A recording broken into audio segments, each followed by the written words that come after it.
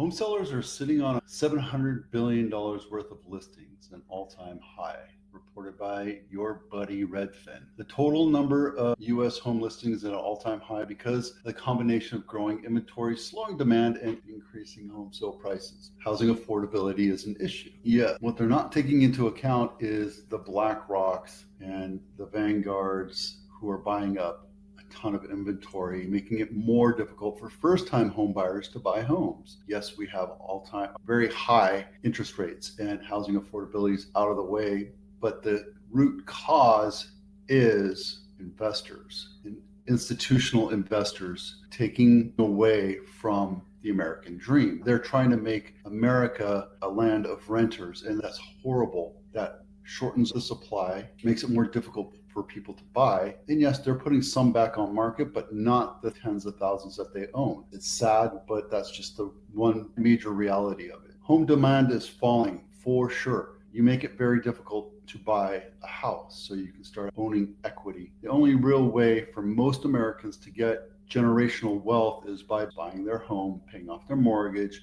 helping their children buy a home and pay off their mortgage. That increases their generational wealth by a factor of 10. When institutional investors take first-time homebuyer homes away from them, it makes it more difficult. And yes, we're going through a lot of propaganda right now saying that there's a recession, interest rates are high, and housing affordability is out there. But those are systemic problems due to the actual issue. The issue is that we're allowing institutional buyers to buy up swaths of our period. 44% of listings have been lingering on the market for 60 plus days. Not true here in Santa Clara County. It's a lot smaller than that, but that's because Santa Clara County has a lot more demand than Modesto or St. Louis or Austin. There's $331 billion of stale inventory on the market. Now, that's up 20% of last year.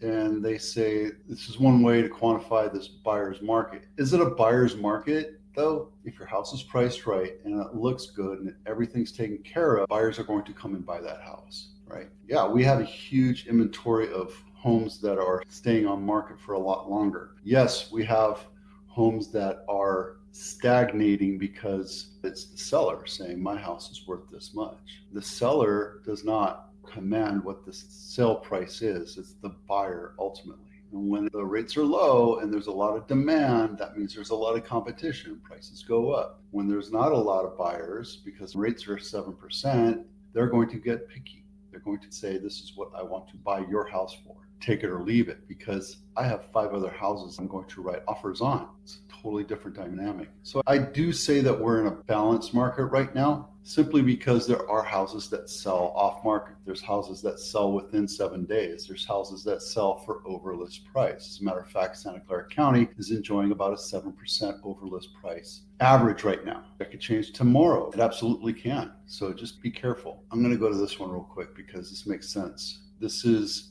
44% of home sellers are giving concessions to buyers, just shy of the highest on record. Concessions can help keep prices propped up. I can come in at 1.6, but I'm going to ask for repairs. I'm going to ask for help towards closing costs, especially if it's on market over 30 days. If you're on market 30 days, I can ask you for points to lower the rate so I can make it even better for me for my monthly payment. If I can reduce that by $500 or $1,000 by paying down points, it's going to help me a lot in the long run. Concessions are a good way to help you sell homes, right? If you come in and lowball and then ask for repairs and then ask for concessions, probably not going to get a happy seller, right?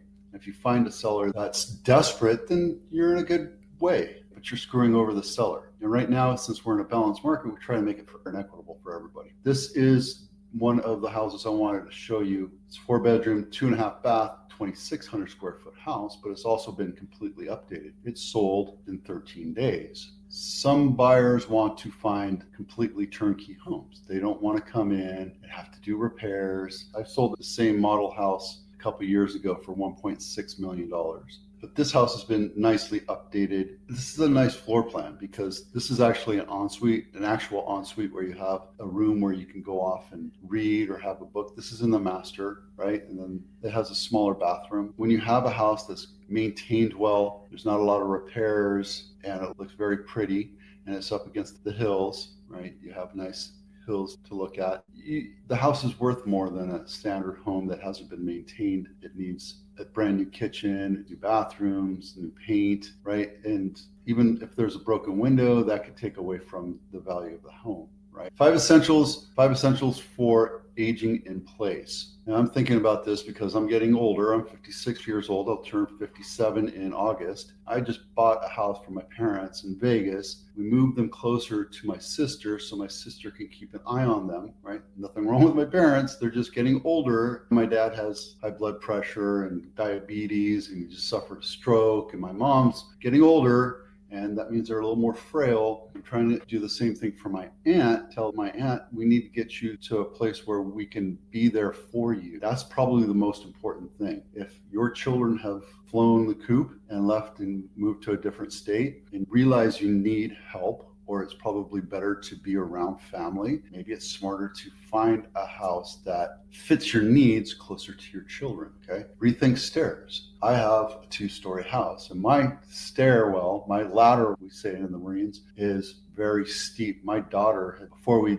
took the carpet out, fell down the stairs twice. I've fallen down the stairs when my girls were tiny babies. I was holding both of them and I slipped. I was wearing socks, slipped and jammed my spine really bad, and I couldn't move for a couple minutes. As you get older, stairs are the enemy. So find single-story homes. Get smart about lighting, bright and airy. It makes it so that things are easily identified. Your eyesight tends to go, and when you're looking around in dark areas, it's harder for you to find stuff. Plan for adjustable heights. Look for things that can help you walk into a shower instead of having to step over a tub. Even if you can get the transitionless shower, that's great because you can just walk into it without worrying about tripping. A huge number of seniors hurt themselves in the bathtub or in the shower because they slip, trip, fall, and then they're stuck in there. It's embarrassing. I think my dad did that once too, years ago when they moved to Knoxville. The bathroom is probably the most dangerous place for seniors because there's a lot of hard surfaces. The tub, the toilet, the sinks, the vanities. There's a lot of places that they can bang their head or hurt their hip, and just think of safety for them. Take advantage of technology. There's the, oops, I've fallen, I can't get up. There's newest age-in-place technology can incorporate safe, discrete sensors on the flooring. Other technologies like automatic shutoff for the stove, prevent cooking accidents. I have a barbecue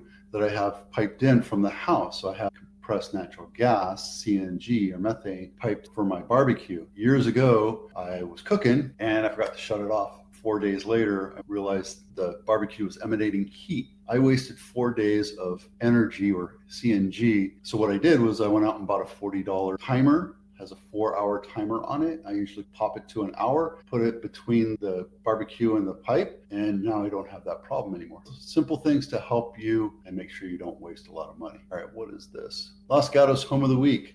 Let's take a quick look at this. There we go. This one is not super close, and it's in the realm of where you'll be hearing a little bit of traffic, which is why it's not super expensive. $2.5 million, 3-bedroom, 2-bath, 1,700 square feet, built in 1955. Let's take a look inside. Nicely updated. Let's take the kitchen. Wow, they did a great job on the kitchen. That's really pretty. Looks like they opened up a bunch of walls and put the pressure on these beams. So that's smart. It's a really nice looking kitchen. See how they have this rim right here? This is not great for seniors because that is a tripping problem right here. Overall, nice house. The problem is it was built in 1955 and the ceilings are low. They're probably 8 foot, 9 foot. That's okay. In a house like this, it's pretty. It's a nice looking house. It's a nice neighborhood, and it's close to walking distance for Santa Cruz Ave, which is the main area. Highs and lows. The most expensive home sold is Webster Street in Palo Alto. Sold off market, 0.75 at 100%. 6-bedroom, 5.5 bath, 6,000 square feet on a 1/4 acre lot, built in 2021, sold off market. Comanche Trail is the lowest sales price and the lowest price sales price ratio. Up in the Los Gatos Hills, it took 14 days to sell, 2-bedroom, 1-bath. Original list price was $900, sold for $700. $200,000 off. So guys, there's some deals to be had here, right? Just keep your eyes open. If you're not super picky, look at homes that have been on market for 30 plus days. This one's Mountain View, 2-bedroom, 1-bath, 900 square foot, 5,800 square foot lot, built in 1946. Originally listed at $1 million. It should have sold for 1.5, 1.6, and they got another $75,000 out of it because they knew they could sell it quickly. This is a complete rundown. This is an all cash offer. No lender will put a loan on this unless it's hard money. Floor plan right here is pretty basic, 2-bedroom, 1-bath. What I would have done is tear that sucker down. And that's about the going price for a lot. I think that's a little high for a lot. If you're thinking about putting a new house on it, lot should be going for about 1.5, 1.4. When you drop it to $1 million, you find the right person, and yep, sold a house like that, Glen, this year, not in this good a condition, and we sold it, but it was closer to a 1/4 acre, and I think I sold it for 1.8. So there you go. Here's a rundown of the highest and lowest sold prices. The highest list price was 167%. The lowest list price was 77, which is that one we saw that was sold for $699. Original 900 sold for $7.